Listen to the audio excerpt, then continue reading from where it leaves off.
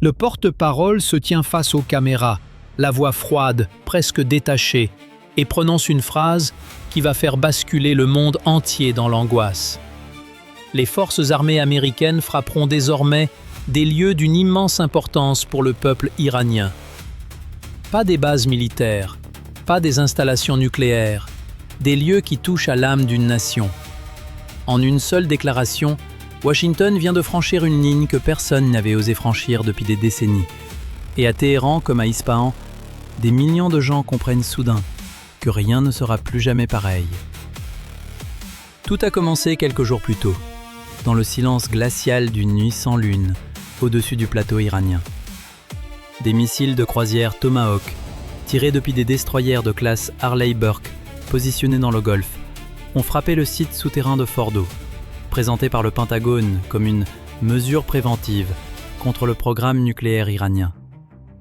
Les caméras thermiques ont capté l'instant précis où la montagne a tremblé, où un nuage de poussière grise s'est élevé au-dessus du désert, effaçant en quelques secondes des années de tensions diplomatiques feutrées. Dans la salle de situation du Pentagone, les écrans clignotent, les conseillers militaires échangent des regards silencieux, et l'un d'eux murmure que la frappe a été chirurgicale, comme si ce mot suffisait à apaiser ce qui allait suivre. Mais Téhéran ne compte pas encaisser sans répondre. Dans un bunker souterrain sous la capitale, les commandants du corps des gardiens de la révolution islamique se réunissent en urgence, le visage marqué par la fatigue et la colère. La riposte est décidée en quelques heures. Des missiles balistiques Khaybar-Shekan, capables de frapper avec une précision redoutable, sont préparés sur leurs rampes mobiles, dissimulées dans les vallées reculées du pays. En parallèle, des essaims de drones kamikazes Shahed 136 décollent dans l'obscurité, leur bourdonnement sourd résonnant comme un présage. La cible, les bases américaines au Qatar et à Bahreïn, notamment la base aérienne d'Al-Udeid et le quartier général de la 5e flotte à Manama. L'attaque est massive, coordonnée, presque chorégraphiée. Les systèmes de défense antiaérienne américains parviennent à intercepter une partie des projectiles, mais pas tous. Des colonnes de fumée noire s'élèvent au-dessus du désert du Golfe, et pour la première fois depuis des années, des soldats américains meurent sous le feu direct iranien. Et si vous étiez à la place du président iranien à cet instant précis, qu'auriez-vous fait? Répondre par la force, au risque d'entraîner votre pays dans une guerre totale, ou tenter malgré tout la voie des négociations, sachant que l'ennemi vient de frapper le cœur de votre souveraineté?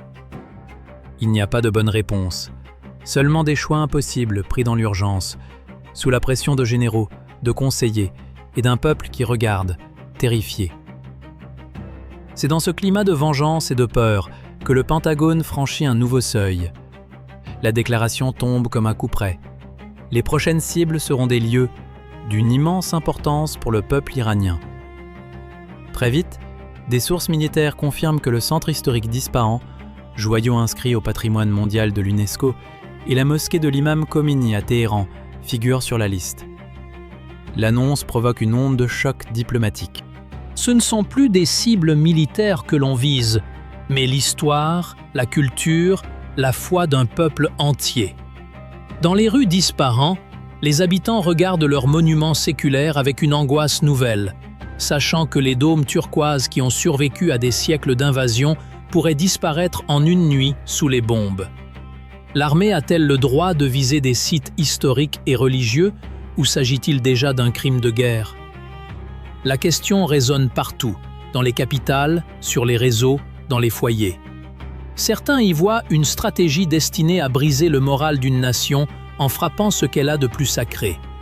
D'autres, côté américain, justifient la menace en évoquant des installations militaires dissimulées sous couvert religieux. La vérité, comme souvent dans ces conflits, se perd quelque part entre la propagande et la peur.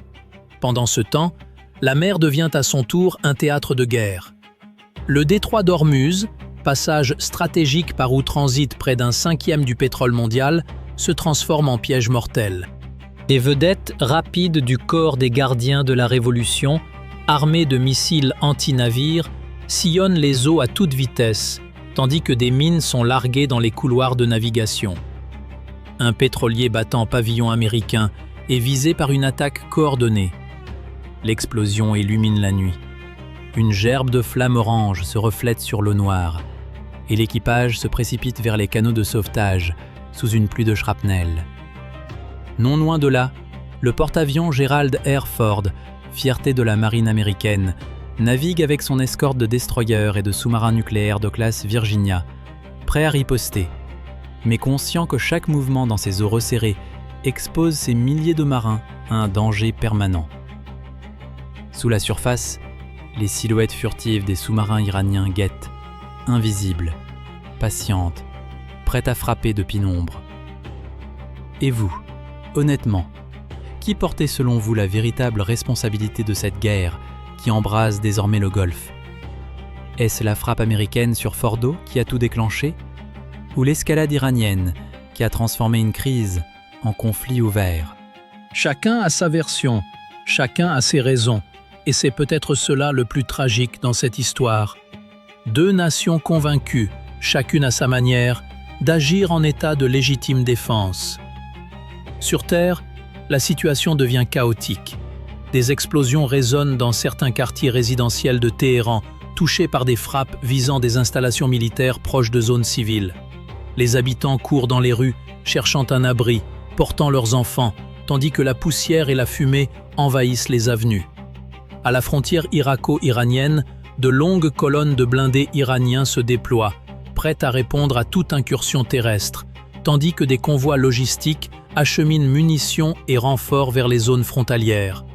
L'odeur âcre de la poudre et du béton pulvérisé plane sur des villes qui, quelques semaines plus tôt, vivaient encore dans une paix relative, fragile mais réelle. Puis vient le moment que beaucoup redoutaient depuis le début, la frappe massive sur Ispahan. Des chasseurs furtifs F-35C, décollés depuis le porte-avions Gerald R. Ford, s'élèvent à plus de 12 000 mètres d'altitude, leur vrombissement à peine perceptible depuis le sol. Accompagnés par des FA-18 Super Hornet en couverture, ils fondent sur leurs objectifs avec une précision redoutable. Mais l'Iran ne reste pas sans défense. Les batteries de missiles Bavar 373, fierté de l'industrie militaire iranienne, s'activent, leurs radars balayant le ciel à la recherche des intrus. Dans un déchaînement de traînées lumineuses, un violent combat aérien éclate au-dessus de la ville historique. 2 avions américains sont abattus par la défense anti-aérienne iranienne.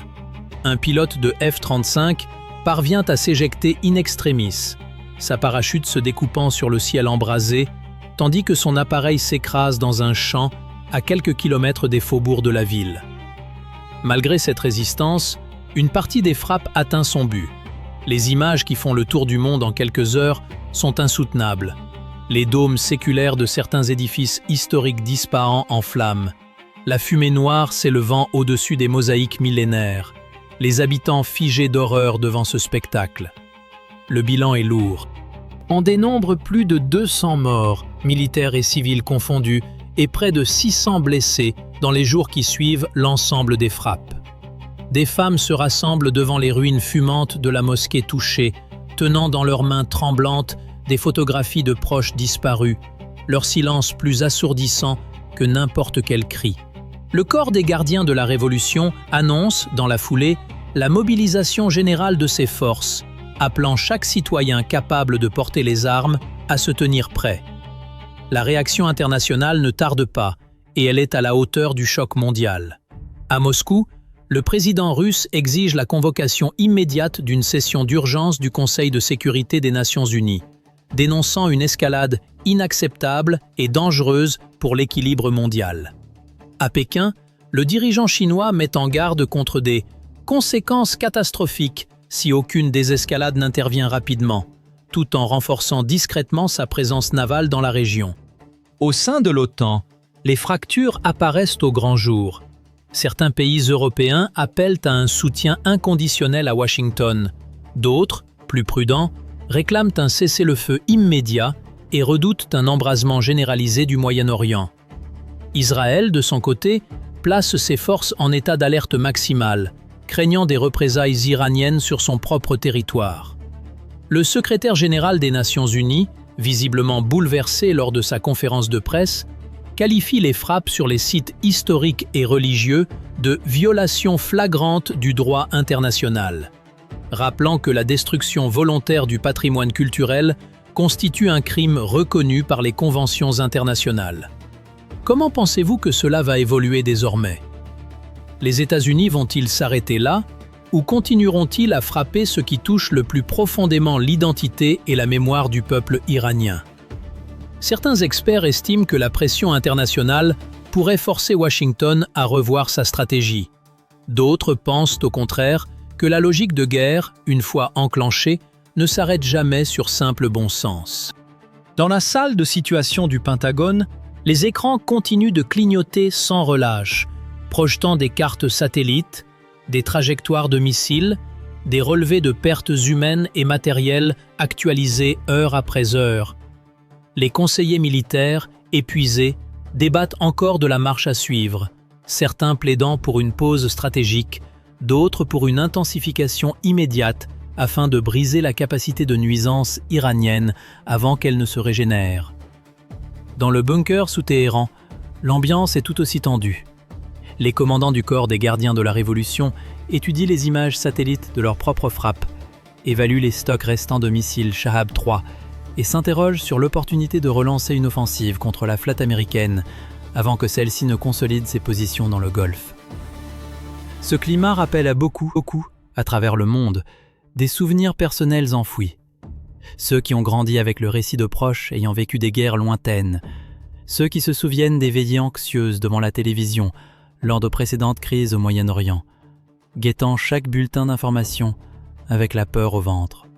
Il y a quelque chose d'universel dans cette angoisse. La crainte qu'un conflit, aussi lointain géographiquement, ne finisse par toucher tout le monde, par le prix du pétrole qui explose, par l'incertitude économique, par le sentiment diffus que la stabilité du monde entier tient parfois à un fil terriblement fragile. Sur les côtes du Golfe, les pêcheurs iraniens regardent avec appréhension l'horizon où naviguent encore les silhouettes grises des navires de guerre américains. Certains ont choisi de rester malgré le danger, refusant d'abandonner leur unique source de revenus, tandis que d'autres ont préféré fuir vers l'intérieur des terres, laissant derrière eux des bateaux vides, ballottés par les vagues. Dans les rues d'Ispahan, malgré la destruction, certains habitants s'organisent spontanément pour tenter de sauver ce qui peut encore l'être.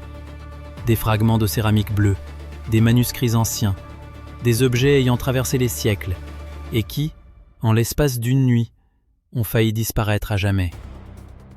Le monde entier retient son souffle, suspendu entre l'espoir d'une désescalade négociée en coulisses et la crainte d'un embrasement encore plus large.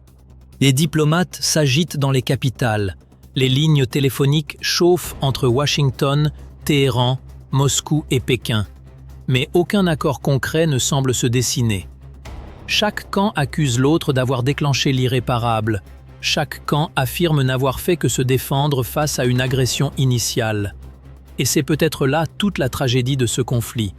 Deux nations, deux peuples, persuadés chacun de leur bon droit, incapables de trouver le chemin vers une désescalade avant qu'il ne soit trop tard.